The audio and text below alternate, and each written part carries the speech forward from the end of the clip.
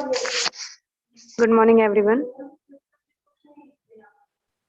Good morning, ma'am. Good morning. हम लोग disaster and there management देख रहे थे। उसमें हमने जो टेक्नोलॉजिकल डिजास्टर देखा था, उसमें फर्स्ट हमने न्यूक्लियर एक्सीडेंट देखा था, न्यूक्लियर वेपन्स के बारे में देखा था। अब नेक्स्ट हम इसके अंदर देख रहे हैं इंडस्ट्रियल डिजास्टर। ठीक है, कि इंडस्ट्रियल डिजास्टर क्या होता है, देन उसके इफेक्ट क्या होते हैं, उन सभी को। ठीक है,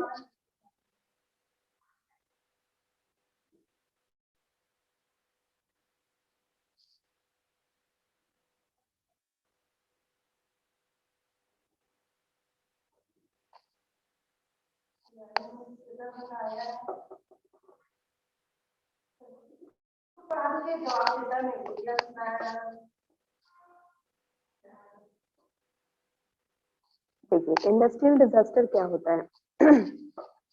Technological development would also become not only a boon for human society but also responsible for environmental pollution and environmental destruction. Uncontrolled burning or fossil fuel, release of chemical and release of huge amount of gases in the environment is responsible for industrial disaster. Industrial disaster के लिए कौन कौन जिम्मेदार होता है, देखते हैं।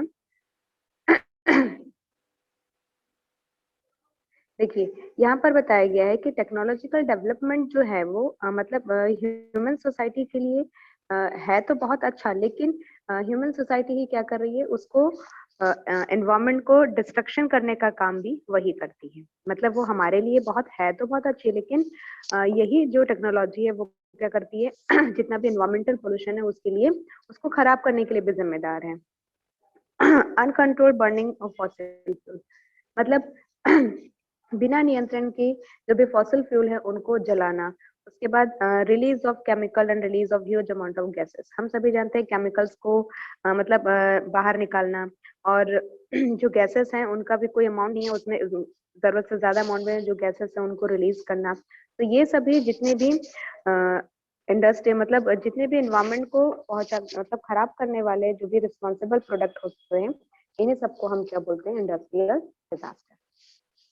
उसके बाद आगे देखते हैं, the chemical disaster are caused by accident, irresponsible handling of chemicals are or by deliberate misuse of chemical for destructive purpose. The leakage of poisonous gases can cause widespread devastation. The gases spread quickly and affect large areas. Example, Bhopal gas tragedy during the early morning of 3rd December 1984. Some 45 tons of highly toxic methyl isocyanate gas leaked from Union Carbide Company of Bhopal. About 3,000 people died and a further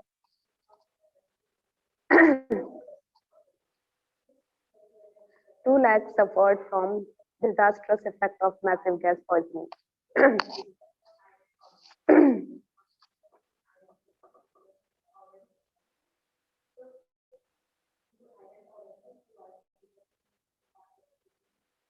उसके बाद यहाँ पर बताया गया है जितने भी मतलब ये जो जितने भी एक्सीडेंट्स होते हैं वो सभी इस तरह के डिजास्टर की वजह से ही होते हैं।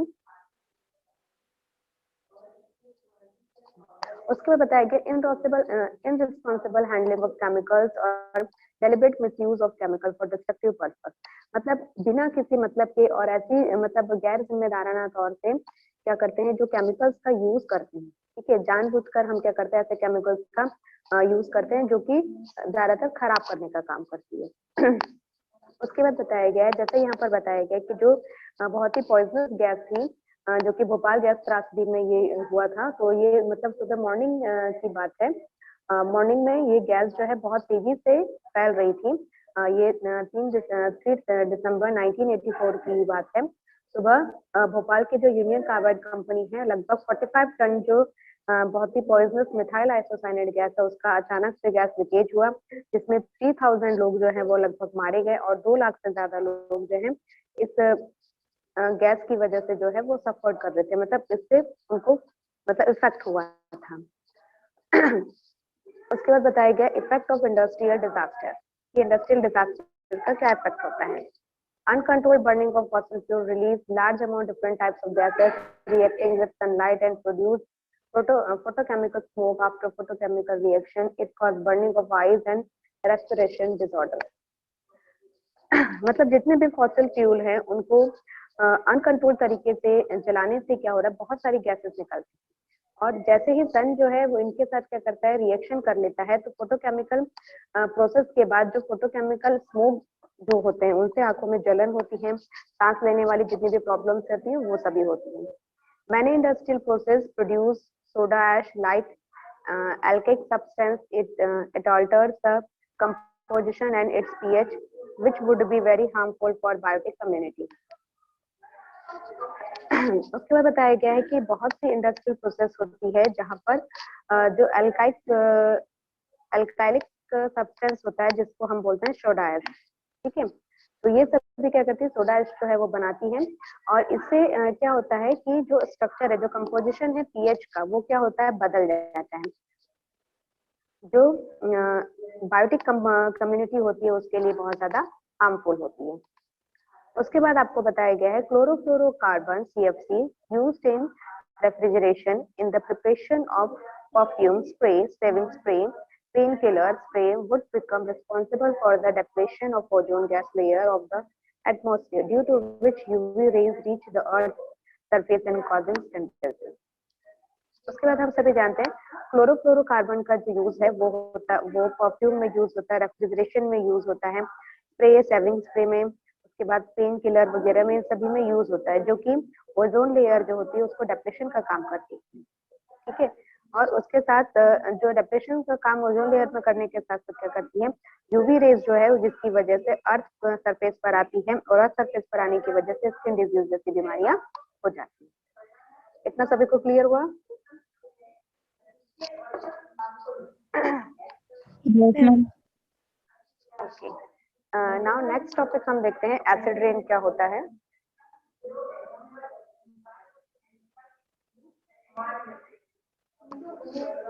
Acid rain is the ultimate result of air pollution. Acid rain is essentially a product of industrialization in the development countries.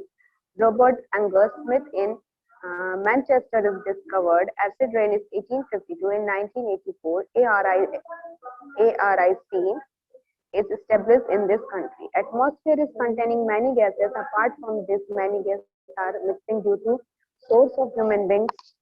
These gases are instead of remaining inert, taking part in many types of chemical reaction. Many of the gases are acid producers. Such gases mix with rainwater and reach to earth. This water has pH less than the normal water. It means that the absorption of acidic gases and lowering of pH value of water is acid rain. यहाँ पर acid rain जो बताया गया है वो air pollution की वजह से होने वाला मतलब एयर पॉल्यूशन का जो रिजल्ट होता है, मतलब यहाँ पर बताया जा रहा है, मतलब आप ये बोल सकते हो कि एयर पॉल्यूशन का सबसे लास्ट रिजल्ट जो निकलता है वो होता है एसिड रेन की वजह से। एसिड रेन जो होता है ज्यादातर जो प्रोडक्ट इंडस्ट्रियलाइजेशन जो प्रोडक्ट होते हैं उनकी वजह से सबसे ज्यादा जो रहता है वो हमारी कंट्री में डेवलप होता है। जैसे कि जिसने यहाँ पर बताया, जो दी मैनचेस्टर में रॉबर्ट एंगस स्मिथ ने इसकी खोज की थी, इन्वेंशन किया था 1852 में एसिड रेन को, ठीक है। फिर 1984 में Aedes acid rain indicator centre जो है वो इस हमारे देश में आया। उसके बाद बताया जा रहा है atmosphere is containing many gases. हमारे एटमॉस्फेयर में बहुत सारी गैसेस हैं। Apart from the many gases are mixing to the source of human beings की सोर्सेस की वजह से क्या हो रहा है, ये सभी गैसेस जो होती हैं वो आपस में मिक्स हो जाती हैं। These gases are instead remaining inert, taking part in many types of chemical reaction.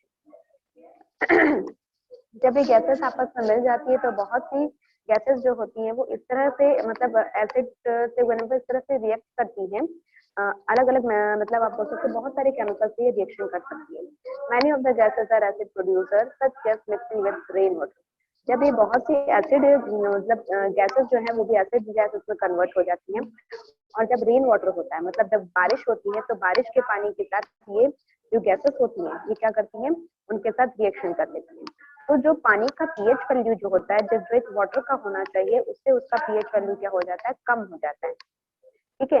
इसका मतलब ये होता है कि जो भी एसिडिक गैसेस हैं वो क्या कर रही है, ये जो पानी है उसको एब्जॉर्ब कर लेती है और पानी के पीएच वैल्यू को कम कर देती है, जिसको हम बोलते हैं एसिड रेन। ठीक है। जब जब उसके बाद जो बारिश होती है वो क्या होती है, एसिड रेन। मतलब ये जो गैसेस होती हैं वो क्या करती है, वाटर जो होती है वाटर को वाटर के साथ मिक्स होकर वाटर का जो पीएच वैल्यू है उसको कम करने का काम करती है। In a simpler form, acid rain can be defined as a rain with of pH of less than 5.6.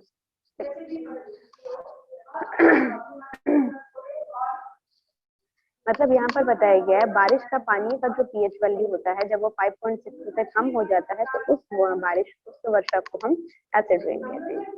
ठीक है। Fossil fuel when burned undergo oxidation and produce sulfur dioxide, and nitrogen oxide gases, which are responsible for acid rain. मतलब यहाँ पर हम बता, जितने भी fossil fuel होते हैं उनको जलाने से क्या होता है, ऑक्सीडेशन जो होता है, उस ऑक्सीडेशन से सल्फर डाइऑक्साइड, सल्फर ट्राइऑक्साइड और नाइट्रोजन ऑक्साइड जैसी जो गैसेस होती है वो निकलती है, जो कि इस एसिड रेन के लिए रिस्पॉन्सिबल है। उसके बारिश के समय हम जब देखते हैं, जब ये गैसेस जो होती हैं जो एटमॉस्फेयर में ऑलरेडी रहती हैं, तो ये क्या करती है, बारिश के पानी के साथ मिलकर क्या बना लेती है, एसिड फॉर्म कर लेती है। कौन कौन सा acid, sulphuric acid, sulphurous acid जो H2SO3 है, उसके बाद sulphuric acid H2SO4 and nitric acid HNO3। मतलब जितने भी फॉसिल फ्यूल होते हैं, फॉसिल फ्यूल के जलने की वजह से जब उनका ऑक्सीडेशन हो जाता है, तो ऑक्सीडेशन होने के बाद 3 टाइप्स की गैसेस जो है वो निकलती है, sulphur dioxide, sulphur trioxide and nitrogen oxide. ये गैसेस जब होती है और ये गैसेस जब मतलब बारिश जब होती है, उन बारिश के पानी के साथ जब ये गैसेस मिल जाती हैं तो वे एसिड में कन्वर्ट हो जाती हैं। एसिड में कन्वर्ट होने के बाद ये थ्री टाइप्स के एसिड बना लेती है, sulphurous acid, sulphuric acid and nitric acid. उसके बाद दिस एसिड देन फॉल्स, मतलब ये जो एसिड होता है वो रेन ड्रॉप्स मतलब पानी की बूंदों के साथ जब हमारे अर्थ पर गिरता है, तो इस जो ये जो बारिश होती है, जो वर्षा होती है, रेन जो होता है, इसी को हम बोलते हैं एसिड रेन। सभी को समझ में आया कि एसिड रेन क्या है? Yes, ma'am. ओके। उसके बाद यहाँ नेक्स्ट टॉपिक जो है वो हमारा है harmful effect of acid rain. Acid rain की वजह से क्या क्या इफेक्ट होते हैं, हार्मफुल इफेक्ट होते हैं, वो हम देखते हैं। Some of the harmful effect of acid rain are as follows, बताए गए हैं आगे। इफेक्ट ऑफ प्लांट्स को क्या क्या इफेक्ट करता है acid rain? Acid in soil can undergo chemical changes and release toxic matters in forms that can be absorbed by plant. The plant may be damaged or destroyed.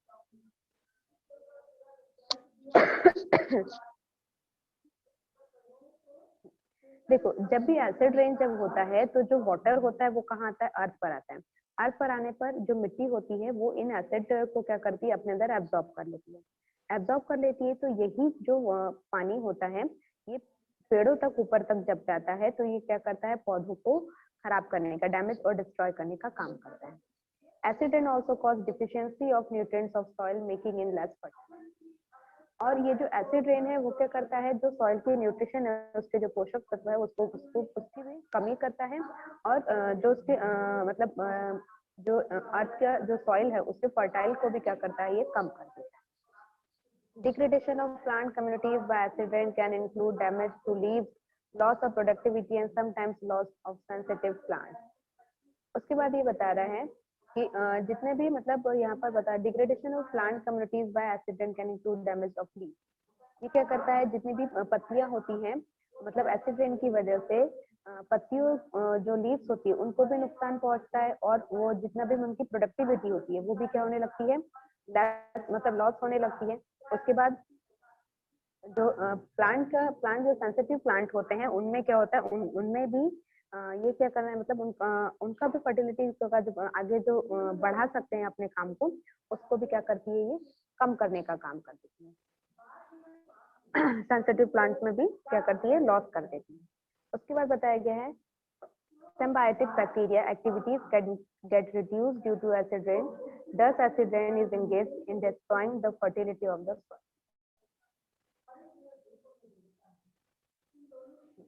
उसके बाद बताया गया है सॉइल के अंदर जो भी सॉइल की उर्वरता या फिर जो उसकी फर्टिलिटी की जो प्रोसेस होती है उनको बहुत से छोटे छोटे जो बैक्टीरियल होते हैं वो क्या करते हैं, उसकी फर्टिलिटी को बढ़ाने का काम करते हैं। लेकिन एसिड रेन की वजह से क्या होते हैं, ये छोटे छोटे जो मतलब बोलते हैं बैक्टीरियल होते हैं, उनको क्या करती है ये, उनको डिस्ट्रॉय करने का काम कर देती है। जब ये डिस्ट्रॉय हो जाते हैं तो मिट्टी में जो फर्टिलिटी होनी चाहिए वो क्या हो जाती है, कम होने लगती है और धीरे धीरे और ज्यादा कम हो जाती है। सभी को इतना समझ में आया?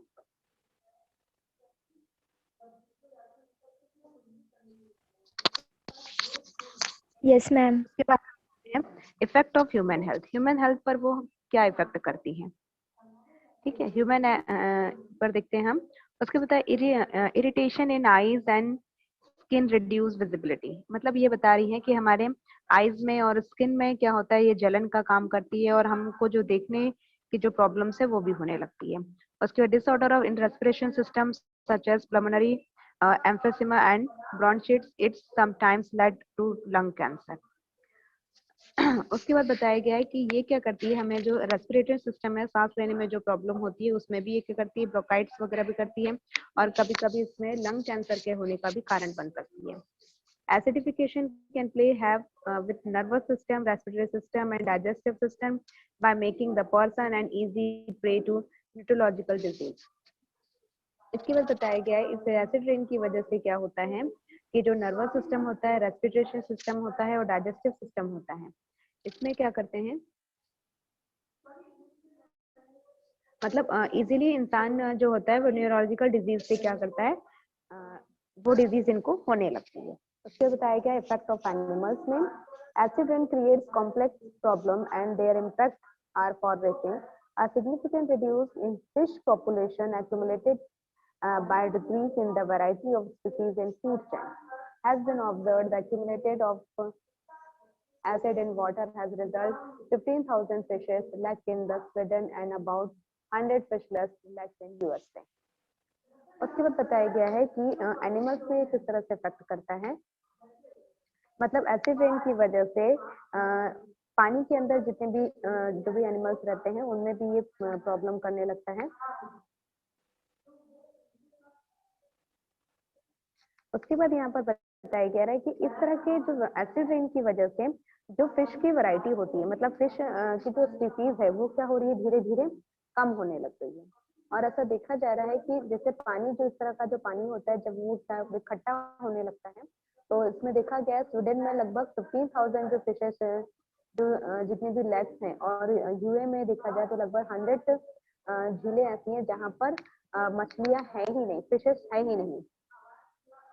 और ये किस वजह से हुआ है कि वहाँ की जो मिट्टी है और जो झील जो लेक्स हैं उनके अंदर जो मिट्टी है, जो सॉइल है, वो पूरी तरह से एसिडिक हो चुकी है, जिसकी वजह से वहाँ पर फिशेस जो हैं वो है ही नहीं। मतलब बताया जा रहा है कि यूएसए में लगभग 100 लेक्स ऐसी हैं जहाँ पर एक भी फिश नहीं होती, इसकी वजह से ओनली एसिडिक जो सॉइल है, सॉइल में एसिडिक ज्यादा होने की वजह से उस पानी के अंदर एक भी मछलियां नहीं होती।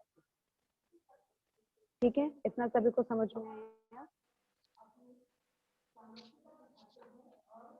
इसके बाद हम आगे देखेंगे डिजास्टर मैनेजमेंट क्या होता है इसको।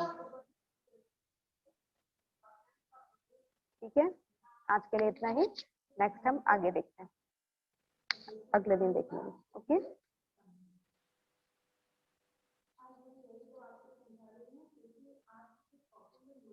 मीटिंग एंड कर रही हूँ मैं, ठीक है।